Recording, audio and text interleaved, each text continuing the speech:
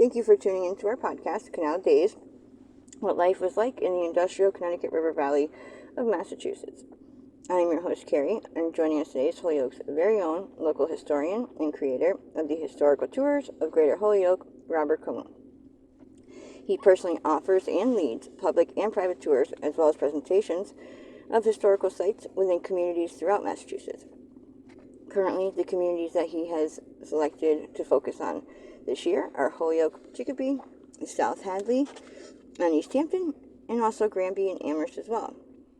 His tours spotlight on the canals, reservoirs, cemeteries, and churches, as well as various parks, streets, and selected historical houses within each community. In today's episode, we'll be discussing the South Amherst Common, located in the community of Amherst, Mass. So, what is within the Middle Street and State Street quadrant? All right. This is the northwest quadrant. If you're standing in the South Amherst Common, which is a big commons, the streets go everywhere. They cut through the commons, they go around the commons. But if you quadrant it off, and you can use Middle Street has one sector. Use the other streets to be Shea Street, Pomeroy Street, Southeast Street, and Station Road. You can actually segment it off, and that's what I'm going to do.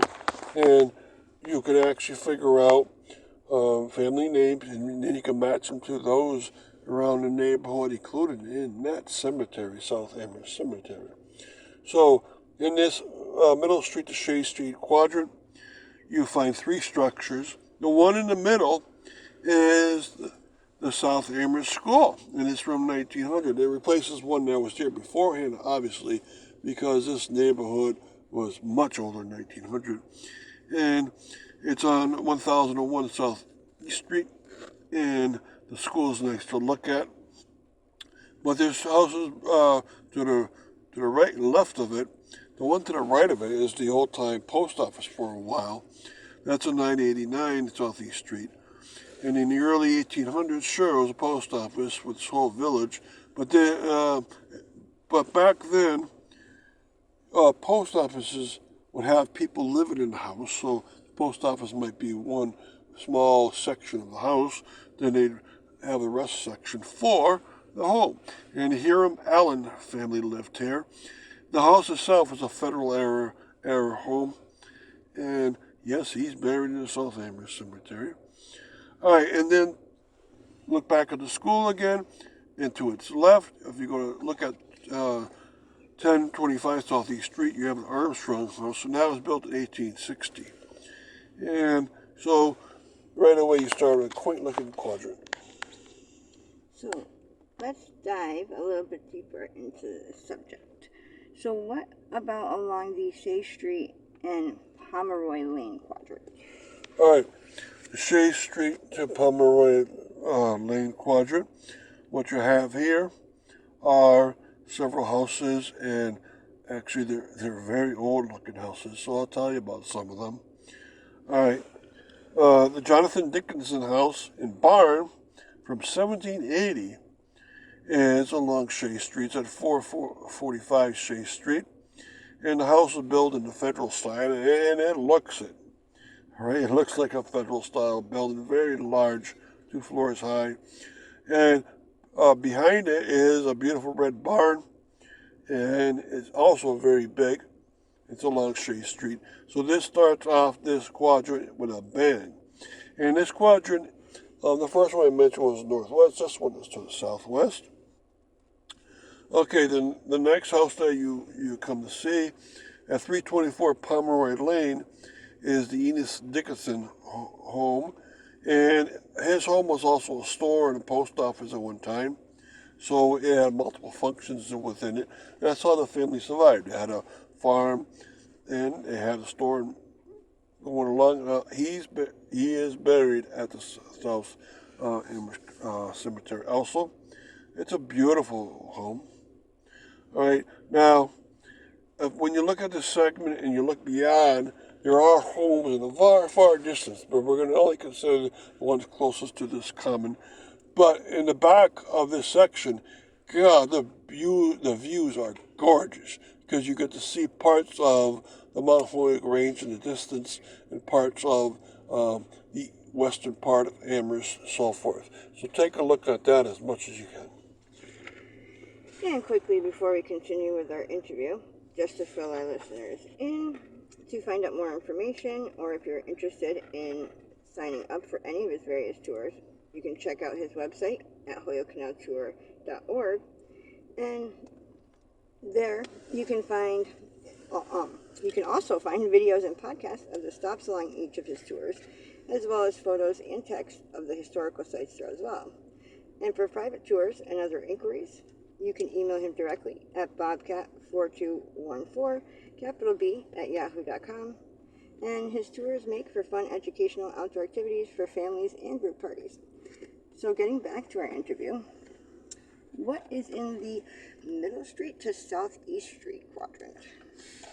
Okay, and here there's three more homes that are very old again. At 1025 Southeast Street is a Georgian-style home. This was the home of Nathaniel Coleman, and it was made in 1742. It's extremely old. That style is a Georgian style, and it's very nice to look at. It's so well maintained. And then at 1067 Southeast Street, you find another home. This one is from the year 1770. And it's now a parsonage for the Second Congregational Church, which you find nearby. And it too is a gorgeous looking home. Very, very well maintained with a beautiful yard out front. All right, and then at 1081 Southeast Street is a home from the 1880s. And so this quadrant in particular was very nice for people to look at. It's hard to believe that you can't fall in love with such a place. And again, this, and relative to the Commons, is towards the south east. And what about located in the Southeast Street to Station Road quadrant? All right, and best of all is last year, because in this quadrant there's lots and lots of structures. And start off with a bang is the Munson Memorial Library, which is a satellite library of the Amherst Library System. And they're a beautiful place. You might want to walk inside there if you have the time. That's on at 1046 Southeast Street. And then right to its side, right nearby, is the gorgeous South Amherst Congregational Church. Of course, you have a commons, you have houses, you have stores, you have a cemetery, school, and you need your congregational church. A white clapboard style. It too is quite gorgeous. It was made in the year 1825. And this one you might walk around the entire building. There's an addition to the back left, for instance, but you might walk around and appreciate everything you see around here. Okay, then as you slide up further up, so you go library, and then to its left is church, and then you see one house close by at 1072 Southeast Street is the Elijah Smith House from 1805. It's a federal style home. Its landscape is incredible. Whoever lives there now has maintained it to a very high standard. And the same with the beautiful house itself. It's a gorgeous style and very well maintained. Now, as you keep sliding more upwards towards the north, up Southeast Street, you come to very close to, you are at Station Road now. And what do you find? Well, you find you find one more house, and that house is 986 Southeast Street. It is the location of the Amherstown Farm, and what I mean by that is that every town needs a town farm where the poor people would go to live and go to work on the farm. And there happens to be one right by this commons. This is towards the northeast quadrant from the commons. And later after that, it was bought by a person named William Chaffee, right? And the beautiful farm is complemented by a gorgeous barn in back with a hip roof. And so you might go a little bit down that station road and appreciate it as much as you can. So I hope you love this Commons area. I do, and almost everyone else do, because it's quite quaint looking and beautiful. So thank you, Robert, for educating us on your tours and historical topics of your expertise. And thank you to our sponsors. And of course, we want to thank our listeners for tuning in. And check out a large selection of our other podcasts on his website, as well as on SoundCloud.com. And be sure to stay up to date with new podcasts and videos posted daily.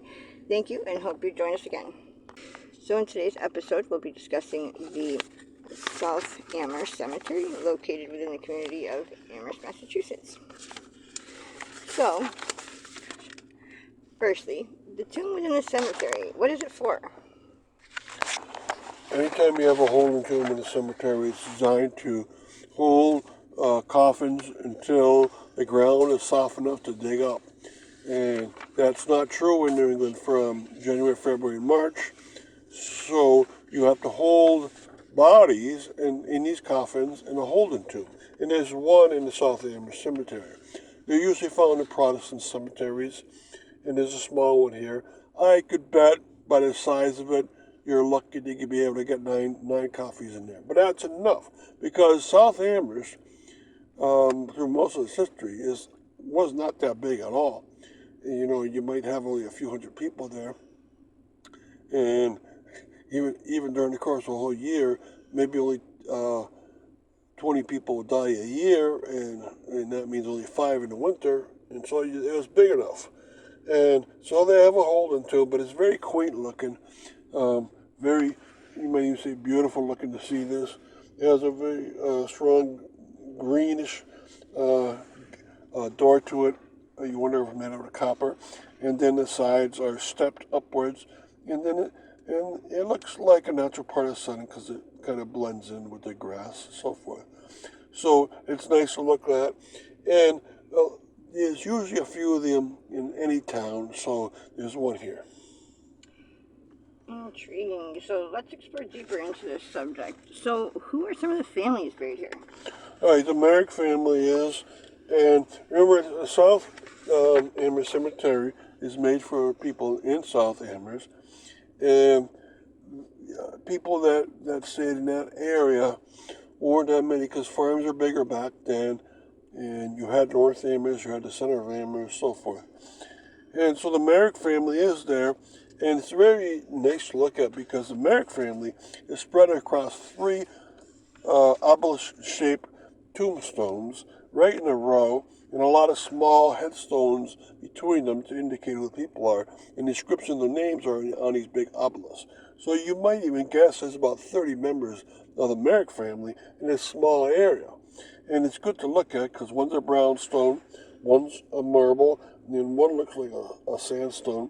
And so they all have their different looks. Besides that, also there's a Smith family.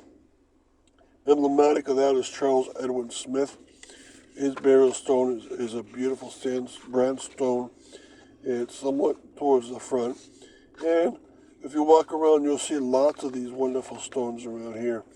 And if you like inscriptions on them, please read as many as possible so you get used to who's here around, and you might come up with some really beautiful stones to look at. There's also the Duckworth family in this cemetery. That's not a common name except in South Amherst where it is. So there's about a dozen members of the Duckworth family.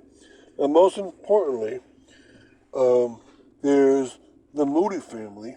The Moody family is found in a lot of places around the southern part of the Connecticut River Valley. Found at Granby, South Hadley, and Amherst. And not only that, but David Moody was the person that sold this land to the town of Amherst so they could start up a new cemetery for itself. So that's very important. So later we're going to talk about who started up and why they started up the cemetery. And we're also going to talk about the rest of Amherst and how this fits into it. You should always think how a cemetery fits into an area. So, really quick, before we continue with our interview, just to fill our listeners in, to find out more information, or if you want to sign up for any of his various tours, you can check out his website at holyokecanaltour.org, And there you can find videos and podcasts of the stop signage tour, as well as photos and text of the historical sites throughout as well. And for private tours and other inquiries, you can email him directly at bobcat4214, capital B, at yahoo.com. And his tours make for fun, educational outdoor activities for families and group parties. So getting back to our interview, why was the cemetery started? It was started up because the cemetery towards the middle of Amherst, very close to the center, which is called the West Cemetery, was starting to get filled up a little bit. And so by 1818, land was purchased both in the north and in the south sections of the town of Amherst. And in that year, two cemeteries were purchased, that of the North Amherst Cemetery and that of the South Amherst Cemetery. And the town started them up, and they've grown and grown since then. The town bought the land in the south from David Moody, and he gets a place of honor in the cemetery towards the front middle with a really large obelisk. And of course, his wife and children are around it. His wife was Aksha, and many of his children also. And they have an obelisk-shaped tombstone, probably made out of, I see before, maybe out of marble. And he died in 1838 and was the first in the family buried here. So this cemetery was started for practicality reasons. Amherst only has 4 cemeteries: North Cemetery, West Cemetery, and South Cemetery. And then they have one private cemetery called Wildwood Cemetery, which is a garden-style cemetery where all the others are in the look of a churchyard or a lawn cemetery. And you selected the cemetery as the starting point of your tours within Amherst. So why is that? Well, I went to Amherst for UMass academic studies, and I got to know Amherst pretty well. I started doing tours in South Hadley and Holyoke, but I knew Amherst pretty well. So why here? Because I lived for a couple of years very close by to South Amherst, and so I got used to this area, got comfortable with it. And why this quaint little area itself? Because it's very beautiful. You got a commons nearby with the Munson Memorial Library right on it, and then about 10 more houses that are very old and historic, and also a very old school down there. And then within 300 yards, you got an old cemetery. So you're going to be able to put together some of the names of the historic homes, and then go to the cemetery and see these families' burial sites. And so what a good start to any very detailed historical tour. Always start with cemeteries because you get used to the names of the people in the town, you get used to the geography of the town, and people also like to walk around cemeteries for a lot of different reasons, because they're beautiful looking and peaceful, but also because you get to know the genealogy of families in the town, and you also get to know local history, because these older cemeteries are nearby the structures that the people lived in: commons, library, school, and houses. So